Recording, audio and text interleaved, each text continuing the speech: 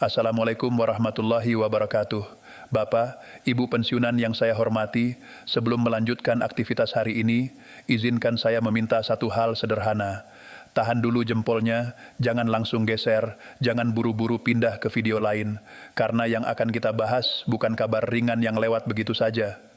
Ini menyangkut sesuatu yang sudah lama ditunggu, bahkan oleh banyak orang sudah menjadi topik yang terus dibicarakan berbulan-bulan. Kita sedang bicara tentang rapel pensiun 2026, soal penyesuaian gaji, soal kepastian yang selama ini masih membuat banyak hati bertanya-tanya. Coba jawab pelan-pelan dalam hati, siapa di antara Bapak, Ibu yang belakangan ini jadi lebih sering membuka aplikasi bank? Siapa yang begitu ada bunyi notifikasi langsung berharap itu kabar baik? Siapa yang setiap kali mendengar kata rapel dadanya terasa sedikit berdebar? Kalau iya, itu sangat wajar. Tidak perlu malu mengakuinya, karena bagi pensiunan, rapel itu bukan sekadar angka yang masuk ke rekening. Rapel bisa berarti napas yang lebih lega, bisa berarti kebutuhan yang selama ini ditunda akhirnya bisa dipenuhi, bisa berarti biaya berobat, biaya rumah tangga, membantu anak atau cucu, atau sekadar menambah rasa tenang menjelang bulan-bulan penting. Belakangan ini informasi soal rapel dan kenaikan gaji pensiunan tahun 2026 memang sangat ramai. Grup WhatsApp ramai, Facebook ramai, kolom komentar YouTube juga ramai. Pertanyaannya hampir sama semua. Kapan cair? Apakah benar Maret 2026?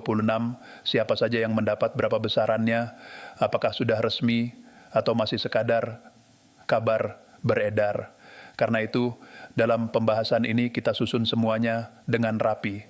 Kita pisahkan mana yang sudah punya dasar, mana yang masih menunggu proses, dan mana yang sebaiknya jangan langsung dipercaya kalau sumbernya belum jelas.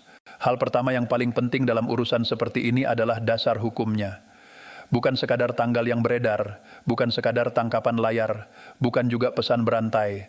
Tanpa dasar hukum, informasi mudah berubah jadi spekulasi. Karena itu, ketika orang membicarakan penyesuaian gaji pensiunan, yang harus dilihat lebih dulu adalah regulasi yang menjadi pijakan kebijakan tersebut. Banyak orang kadang terburu-buru menyimpulkan, begitu ada peraturan maka uang pasti langsung masuk. Padahal dalam administrasi negara, prosesnya tidak sesederhana itu. Kebijakan bisa sudah ditetapkan, tetapi pelaksanaan tetap membutuhkan tahapan teknis, pengaturan lanjutan, sinkronisasi data, dan kesiapan sistem. Disinilah letak salah paham yang sering terjadi. Ada yang mengira kalau dasar kebijakan sudah disebut, berarti tinggal menunggu hitungan hari untuk transfer massal. Padahal ada perbedaan antara kebijakan sudah ada dan pencairan sudah berjalan. Dua hal ini saling terkait, tetapi tidak selalu terjadi bersamaan. Jadi penting sekali bagi Bapak Ibu untuk memegang pemahaman ini dari awal, supaya tidak mudah cemas setiap kali muncul kabar baru yang belum lengkap. Lalu kenapa disebut rapel? Karena secara sederhana, rapel adalah pembayaran atas selisih yang belum dibayarkan pada periode sebelumnya setelah penyesuaian diberlakukan. Jadi bukan uang tambahan tanpa dasar, bukan hadiah mendadak, dan bukan bantuan yang muncul tiba-tiba. Rapel muncul karena ada selisih antara nilai lama dan nilai yang disesuaikan, lalu selisih itu dihitung untuk periode tertentu dan dibayarkan sesuai ketentuan. Inilah kenapa pembahasan rapel selalu berkaitan dengan waktu berlaku kebijakan, data penerima, dan kesiapan eksekusi teknis. Nah, dari situ kemudian muncul target waktu yang sering disebut-sebut, termasuk rujukan ke awal Maret 2026. Banyak yang langsung memegang tanggal itu seolah-olah pasti mutlak, padahal tanggal rujukan biasanya dipahami sebagai target pelaksanaan dengan asumsi tahapan administrasi dan pengaturan teknis sudah lengkap. Artinya, ada syarat-syarat formal yang harus selesai terlebih dahulu. Kalau semua berjalan lancar, target bisa diikuti. Kalau masih ada proses yang belum tuntas, pelaksanaan teknis bisa bergeser dalam konteks distribusi, bukan berarti kebijakannya hilang. Karena itu, kalau Bapak, Ibu bertanya apakah kebijakan ini hanya rumor, jawabannya tidak sesederhana iya atau tidak. Arah kebijakan bisa saja sudah jelas dan memiliki pijakan, tetapi pelaksanaannya tetap menunggu kelengkapan, regulasi teknis, dan kesiapan sistem yang menjalankan. Ini penting dipahami supaya kita tidak terjebak dua ekstrem, terlalu optimistis tanpa dasar atau terlalu pesimistis tanpa alasan. Posisi yang paling sehat adalah tenang, waspada, dan mengikuti informasi resmi. Sekarang kita bahas soal besaran yang ramai dibicarakan. Banyak angka beredar, banyak persentase disebut-sebut, dan kadang membuat orang saling membandingkan tanpa memahami struktur perhitungannya. Padahal penyesuaian pensiun itu tidak dihitung sembarangan. Dasarnya tetap mengacu pada golongan terakhir, masa kerja, serta komponen yang melekat sesuai data resmi. Karena itulah nominal antar penerima bisa berbeda-beda. Bukan karena ada pilih kasih, tetapi memang struktur penghasilannya berbeda sejak awal berdasarkan riwayat pengabdian masing-masing.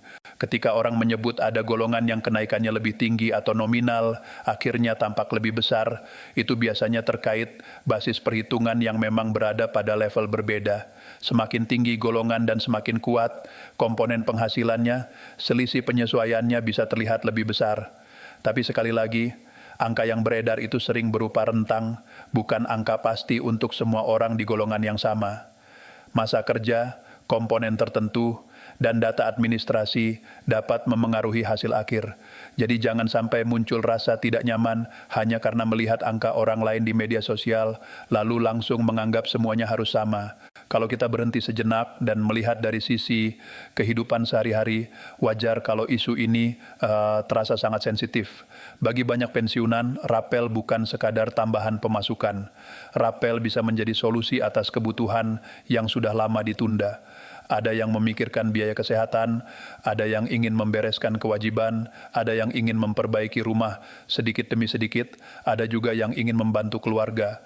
Karena itu, ketika informasinya belum jelas, rasa cemas muncul, dan kecemasan itu manusiawi. Yang penting, kecemasan jangan sampai membuat kita gampang percaya pada informasi yang salah. Di tengah penantian seperti ini, ada satu hal yang sering terlewat, padahal sangat penting, yaitu kesiapan data pribadi. Banyak orang terlalu fokus pada pertanyaan kapan cair, tetapi lupa memeriksa apakah datanya sendiri sudah benar di sistem.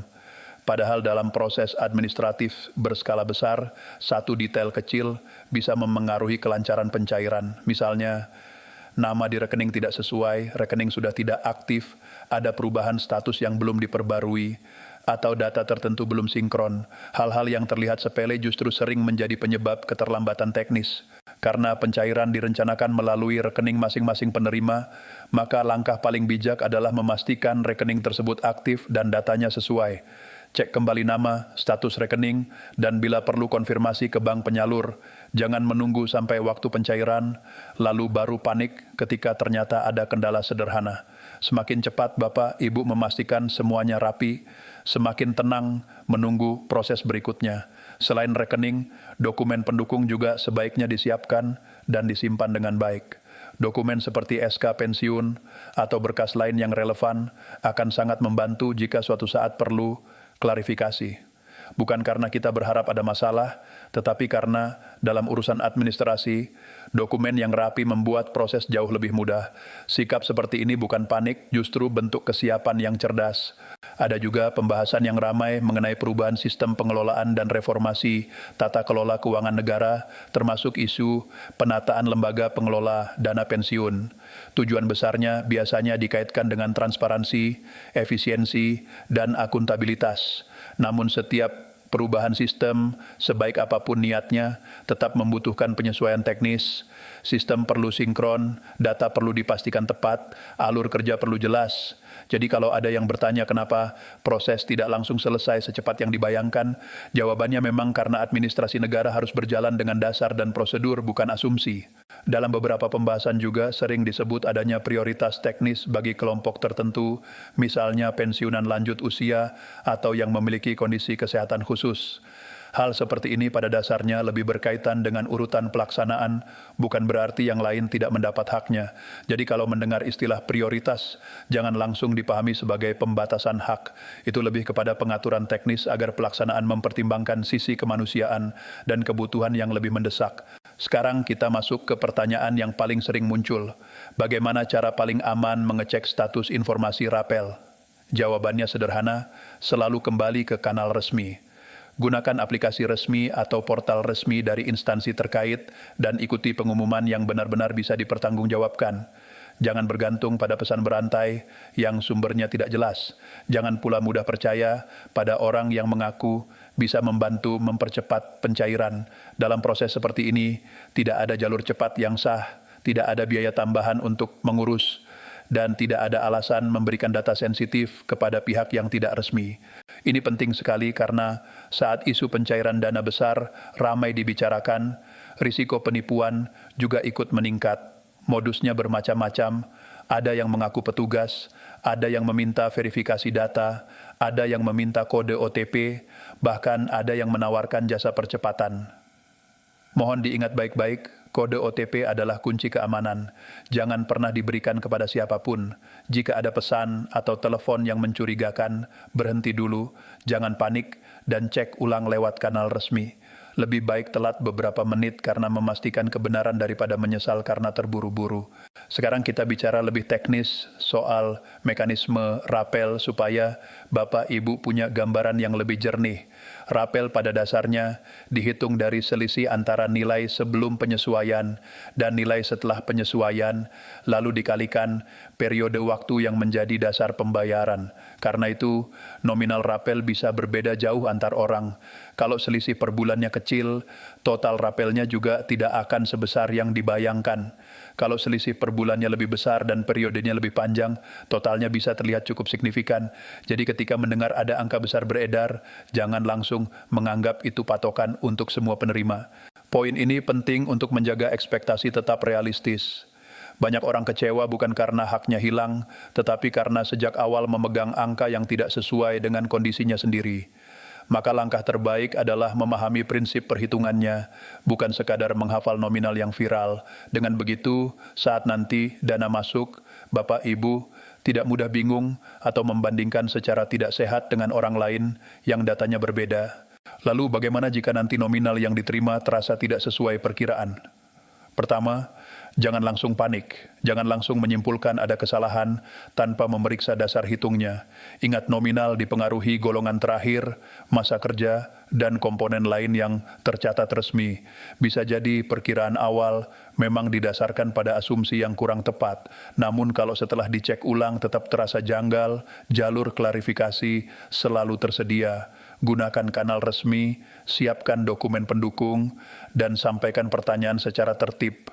Dalam sistem administrasi, koreksi itu ada mekanismenya. Yang penting, prosesnya ditempuh dengan bukti dan jalur yang benar. Sikap tenang sangat menentukan di tahap ini, karena seringkali masalah kecil menjadi panjang, bukan karena tidak bisa diselesaikan, tetapi karena sejak awal ditangani dengan terburu-buru, emosi, atau melalui pihak yang tidak berwenang. Semakin rapi langkahnya, semakin besar peluang penyelesaiannya berjalan baik. Jadi kalau suatu saat ada selisih, jangan menyerah, tapi juga jangan gegabah. Pegang dokumen, cek data, dan lakukan klarifikasi resmi. Ada satu hal lagi yang perlu dipahami agar tidak menimbulkan salah persepsi, yaitu soal waktu distribusi. Meskipun ada tanggal target yang sering dirujuk, pelaksanaan dalam skala nasional melibatkan banyak pihak. Sistem administrasi, lembaga pelaksana, bank penyalur, dan jumlah penerima yang sangat besar. Dalam kondisi seperti itu, perbedaan waktu masuk antar rekening bisa terjadi. Ini lebih berkaitan dengan proses teknis distribusi, bukan otomatis berarti pembatalan. Karena itu, kalau pada hari yang dirujuk belum ada perubahan di rekening, jangan langsung berasumsi paling buruk. Pantau beberapa waktu, cek informasi resmi, dan pastikan rekening pribadi tidak bermasalah. Menunggu memang melelahkan, apalagi kalau yang ditunggu berkaitan dengan kebutuhan. Tetapi justru di masa menunggu inilah ketenangan dan disiplin informasi sangat penting. Di era digital sekarang, satu pesan tanpa sumber bisa menyebar kemana-mana dalam hitungan menit dan membuat banyak orang cemas. Karena itu, biasakan bertanya, sumbernya dari mana, apakah resmi, apakah ada pengumuman yang bisa dicek ulang. Kalau belum jelas, tahan dulu untuk percaya, apalagi menyebarkan. Sekarang mari kita lihat dari sisi yang lebih praktis, apa yang bisa dilakukan mulai hari ini. Pertama, cek dan pastikan data pribadi serta data rekening dalam keadaan benar dan aktif. Kedua, simpan dokumen penting dengan rapi agar mudah jika diperlukan. Ketiga, pantau informasi hanya dari kanal resmi. Keempat, hindari memberikan data sensitif kepada pihak manapun yang tidak dapat dipastikan keabsahannya. Kelima, Siapkan rencana penggunaan dana secara bijak jika nanti pencairan berjalan sesuai harapan. Langkah-langkah ini sederhana, tetapi sangat membantu menjaga ketenangan. Perencanaan penggunaan dana juga penting dibicarakan, karena rapel bukan hanya soal menerima uang, tetapi bagaimana memanfaatkannya agar benar-benar mengurangi beban ke depan. Kalau ada kebutuhan kesehatan yang selama ini tertunda, itu bisa menjadi prioritas.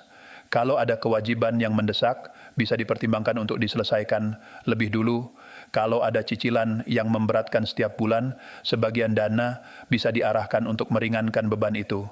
Dengan begitu, manfaat rapel tidak hanya terasa sesaat, tetapi juga membantu kestabilan keuangan beberapa waktu ke depan. Bagi sebagian keluarga, dana pensiun dan rapel juga punya makna emosional. Itu bukan sekadar pemasukan, tetapi simbol penghargaan atas pengabdian bertahun-tahun. Karena itu, sangat wajar jika Bapak, Ibu berharap prosesnya jelas dan terlaksana dengan baik. Harapan itu sah. Yang perlu dijaga adalah cara kita menyikapi setiap informasi agar harapan tetap berdiri di atas pemahaman yang benar, bukan rumor yang berubah-ubah. Kalau kita rangkum secara jernih, maka posisi saat ini bisa dipahami seperti ini. Arah kebijakan penyesuaian sudah dibicarakan dan memiliki pijakan. Rapel dipahami sebagai konsekuensi dari selisih penyesuaian yang belum dibayarkan pada periode tertentu. Nominal tidak sama untuk semua orang karena bergantung pada struktur data masing-masing. Pelaksanaan teknis membutuhkan tahapan dan kesiapan sistem. Pencairan direncanakan melalui rekening penerima dan pengecekan paling aman hanya lewat kanal resmi. Dengan memahami kerangka ini, Bapak, Ibu tidak mudah terbawa arus kabar yang sepotong-sepotong. Pada akhirnya, yang paling penting bukan hanya menunggu tanggal, tetapi menyiapkan diri dengan tenang dan cermat.